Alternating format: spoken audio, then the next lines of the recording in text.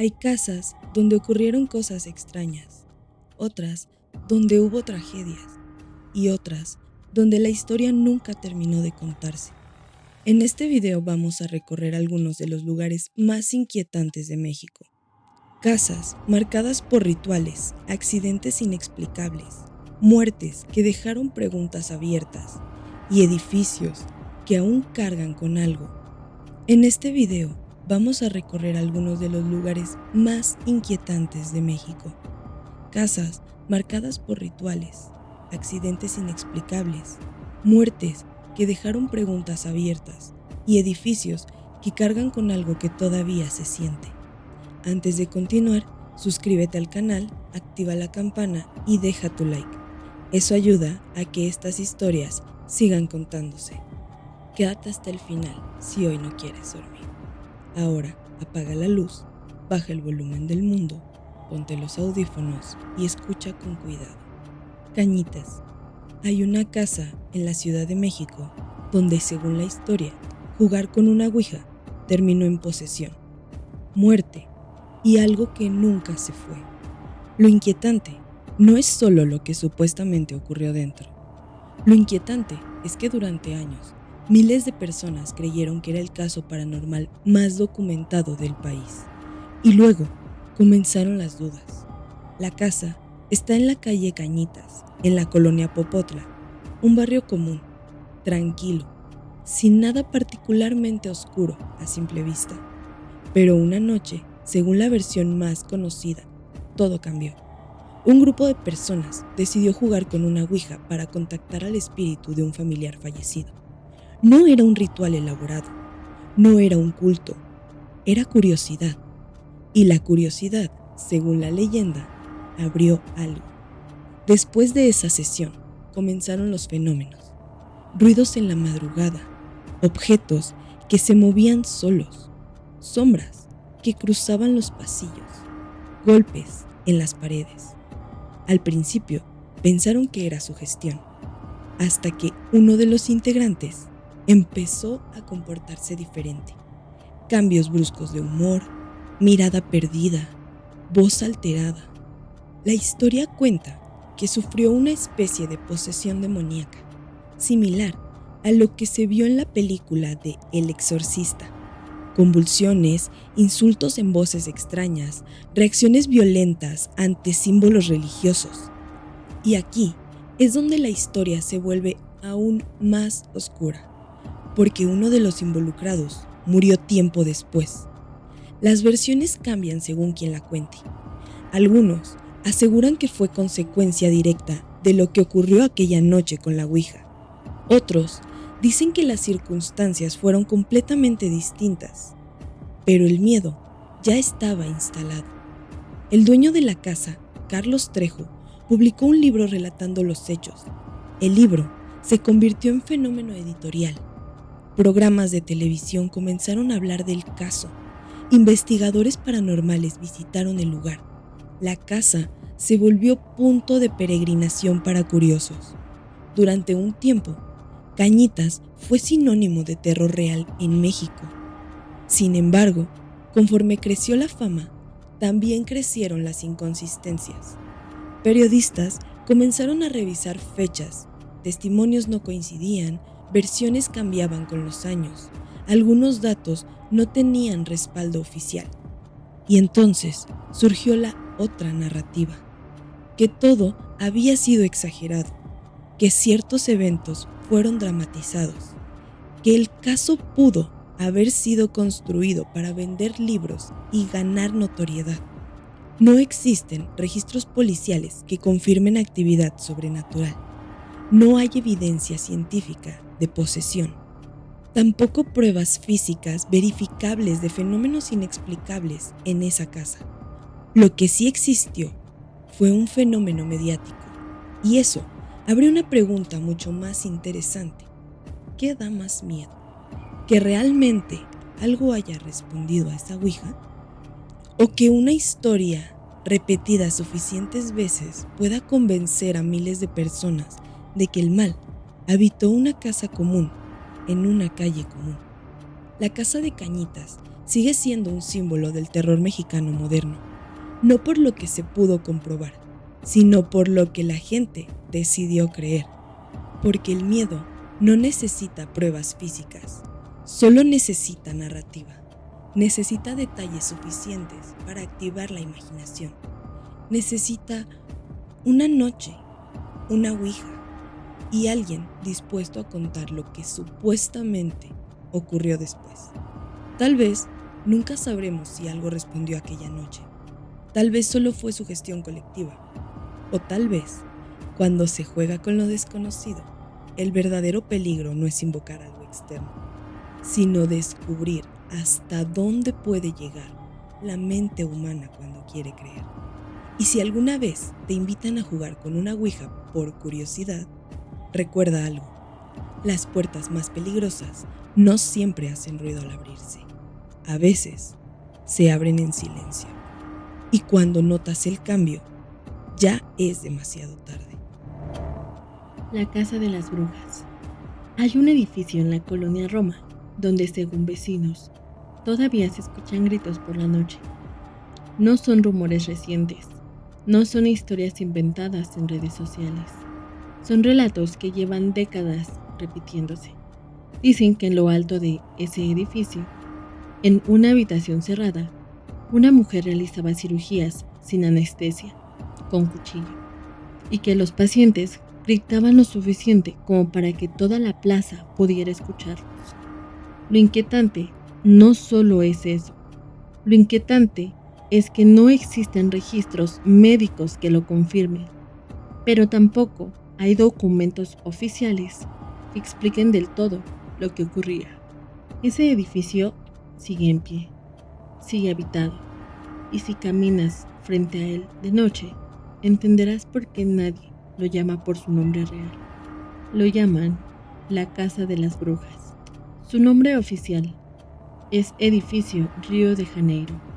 Fue construido en 1908 como un proyecto arquitectónico elegante en la Plaza Río de Janeiro, en la Ciudad de México. No nació con intención oscura, no fue diseñado como escenario paranormal, pero su forma nunca ayudó. Ladrillo rojo intenso, ventanas profundas que parecían cuencas vacías, y una torre puntiaguda que, vista desde cierto ángulo, parece un sombrero colocado sobre una cabeza invisible. Con el tiempo, la imaginación colectiva hizo el resto, y entonces apareció ella, Bárbara Guerrero, aunque casi nadie la llamaba así. La conocían como Pachita. Según la tradición oral, vivía en los cuartos de servicio del edificio, en la parte más alta. No era doctora, no tenía un título médico, no operaba en un hospital. Y sin embargo, personas desesperadas tocaban su puerta. Personas enfermas, personas que ya no confiaban en tratamientos convencionales. Personas que buscaban algo que la medicina formal no les ofrecía. Y salían diciendo que habían sido curadas. Aquí es donde la historia se vuelve incómoda. Algunos testimonios aseguran que Pachita realizaba operaciones espirituales, que entraba en trance, que decía ser guiada por una entidad, que usaba un cuchillo común y realizaba incisiones sin anestesia. Los pacientes gritaban lo suficiente como para que los vecinos lo notaran, lo suficiente como para que la historia empezara a circular por toda la colonia. No existen expedientes médicos públicos que documenten estas intervenciones. No hay fotografías clínicas, no hay archivos hospitalarios vinculados oficialmente al edificio. Lo que existen son relatos de personas que aseguraban haber visto sangre, relatos de personas que afirmaban haber escuchado súplicas, relatos que con los años se volvieron parte del folclore urbano de la ciudad. La leyenda creció aún más cuando comenzaron a decir que figuras influyentes acudían a ella en secreto. Políticos, actores, empresarios, personas con poder que no querían ser vistas entrando a ese lugar. Porque si funcionaba, era inexplicable. Si no funcionaba, nadie quería que lo supieran. Pachita murió en 1979, pero el edificio no perdió su reputación. Hoy en día sigue habitado. Es propiedad privada. No hay reportes oficiales de actividad paranormal y no existen investigaciones científicas que confirmen fenómenos extraños en su interior. Y aún así, el interior provoca algo. Quienes pasan frente a él suelen bajar la voz. Algunos aceleran el paso y evitan mirar las ventanas. El verdadero poder de la Casa de las Brujas no está en confirmar si hubo cirugías reales o no.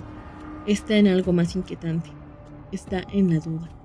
El no poder mostrar qué ocurrió. Si suficientes personas creen haber escuchado un grito, ese grito empieza a vivir en la memoria colectiva.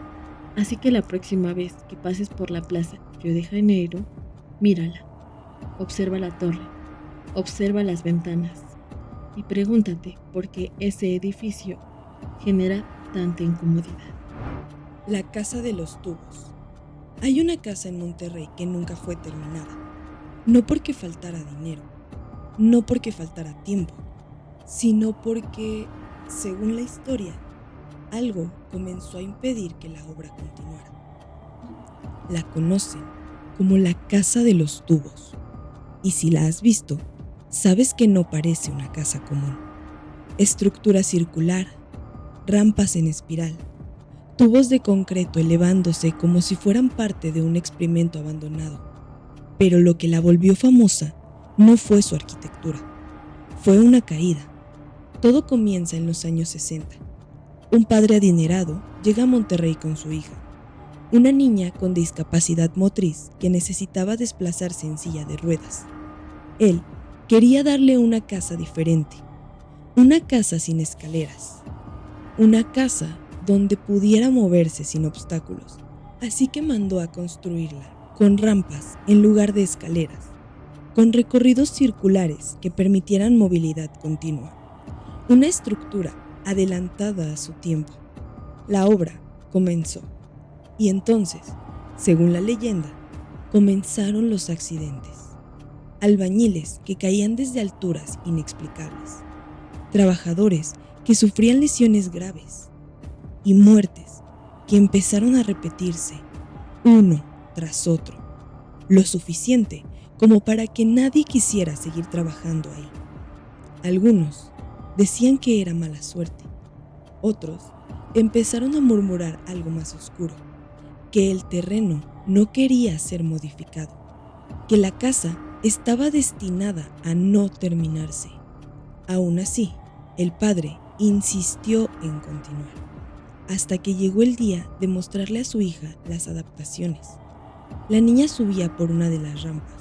El padre se distrajo apenas unos segundos y entonces escuchó el golpe. Un golpe seco, un sonido que nadie olvida. Cuando volteó, su hija estaba en el suelo, muerta. La versión más difundida habla de una caída inexplicable desde una de las alturas de la estructura. Algunos dicen que tropezó, otros aseguran que la rampa estaba incompleta. Hay quienes susurran que no fue un accidente, pero no existen registros oficiales públicos que confirmen esta historia con exactitud. No hay documentos que detallen el nombre de la familia.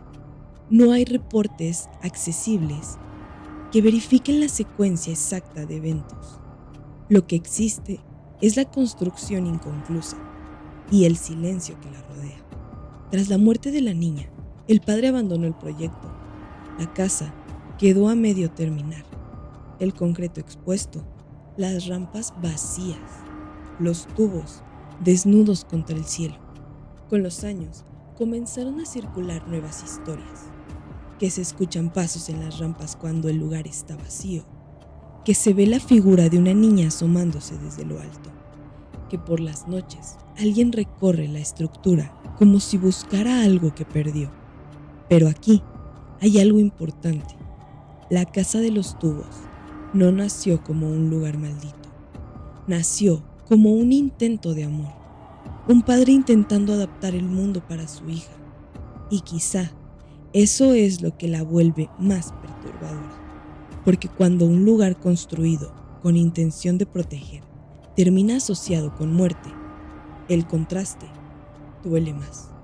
Hoy, la estructura sigue en pie, convertida en símbolo urbano de Monterrey. Ha sido vandalizada, explorada, fotografiada. Se convirtió en leyenda. Algunos investigadores sostienen que muchas de las muertes de albañiles podrían ser exageraciones.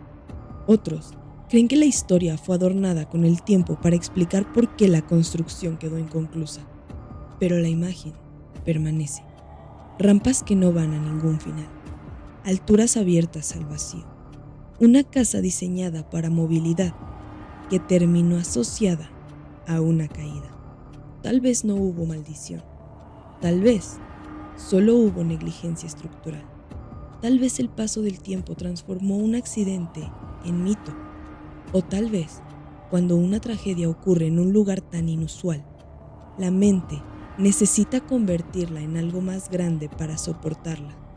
Porque aceptar que fue solo un descuido resulta más difícil que creer que hubo algo invisible involucrado. La casa de los tubos sigue ahí, incompleta, expuesta, como si estuviera esperando terminar algo que nunca se terminó. Y si alguna vez caminas por sus rampas vacías, mira bien tus pasos, no porque algo vaya a empujarte, sino porque algunos lugares te obligan a recordar que el peligro no siempre es sobrenatural. A veces es humano, y eso es mucho más inquietante. Edificio Chihuahua. Hay un edificio en la Ciudad de México donde el silencio pesa más que el concreto. No porque esté abandonado, no porque esté en ruinas, sino porque fue testigo de algo que el país tardó décadas en enfrentar. Está en la unidad habitacional de Tlatelolco, junto a la Plaza de las Tres Culturas. Se llama Edificio Chihuahua, y desde sus balcones se dio la señal que cambió la historia el 2 de octubre de 1968. Esa tarde, miles de estudiantes se reunieron para manifestarse. Lo que siguió fue una operación militar que terminó en disparos, caos, gente corriendo, personas cayendo. El número exacto de víctimas sigue siendo motivo de debate. Durante años, la censura impidió conocer cifras oficiales claras. La verdad quedó fragmentada entre versiones, archivos ocultos y testimonios de sobrevivientes. Pero hay algo que nadie discute. La violencia ocurrió ahí, frente a ese edificio, desde ese edificio. Este fue punto estratégico durante la masacre. Desde uno de sus pisos se emitieron señales luminosas que, según investigaciones históricas, marcaron el inicio del operativo. El lugar quedó marcado, no físicamente, sino simbólicamente. Años después, en 1985, otro golpe sacudió Tlatelolco. El terremoto. Varios edificios colapsaron. La zona volvió a convertirse en escenario de muerte y desesperación. Sirenas, polvos, gente buscando entre escombros. Dos tragedias distintas, un mismo entorno. Y cuando un espacio acumula tanto dolor colectivo, algo cambia en la percepción. Vecinos actuales cuentan que por las noches se escuchan gritos, no voces claras, no frases, solo gritos lejanos. Algunos aseguran que en temporadas de lluvia, el agua que escurre por las escaleras adquiere un tono rojizo, como si la memoria del lugar intentara filtrarse entre las paredes. No existen registros oficiales que confirmen fenómenos paranormales en el edificio. No hay técnicos que respalden la presencia de sonidos inexplicables. Tiene una característica inquietante. Cuando conoce la historia de un lugar, empieza a completar lo que no ve. Tlatelolco no es un mito. La masacre ocurrió. La pérdida fue real. Y cuando la tragedia es real, el eco emocional también lo es. El edificio Chihuahua sigue habitado. La vida continúa en sus departamentos. Niños juegan en la plaza. Personas suben y bajan por las mismas escaleras, donde décadas atrás el miedo era absoluto. Tal vez los gritos nocturnos sean sugestión. Tal vez el agua rojiza sea óxido, tierra arrastrada por la lluvia o iluminación deficiente.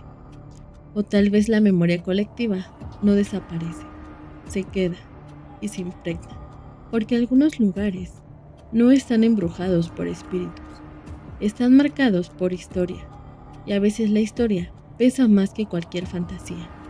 La próxima vez que estés frente de la Plaza de las Tres Culturas, mira el edificio Chihuahua y no busques fantasmas, busca silencio. Pregúntate, ¿por qué un espacio puede sentirse tan cargado, incluso cuando todo parece tranquilo? Porque hay edificios que no necesitan presencias para inquietar, les basta con recordar, y lo que ocurrió ahí es suficiente. Pero los lugares donde ocurrió algo real nunca vuelven a sentirse iguales, porque el concreto no olvida, y la memoria colectiva tampoco. Nos vemos en la siguiente historia.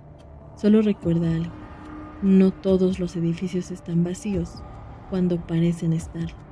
Si tú conoces algún otro caso, puedes enviarlo a traselumbraldett@gmail.com y pueda salir en el siguiente episodio. Yo soy Tetewi Y yo soy Denvic. y recuerda, si cruzaste el umbral, ya no hay vuelta atrás.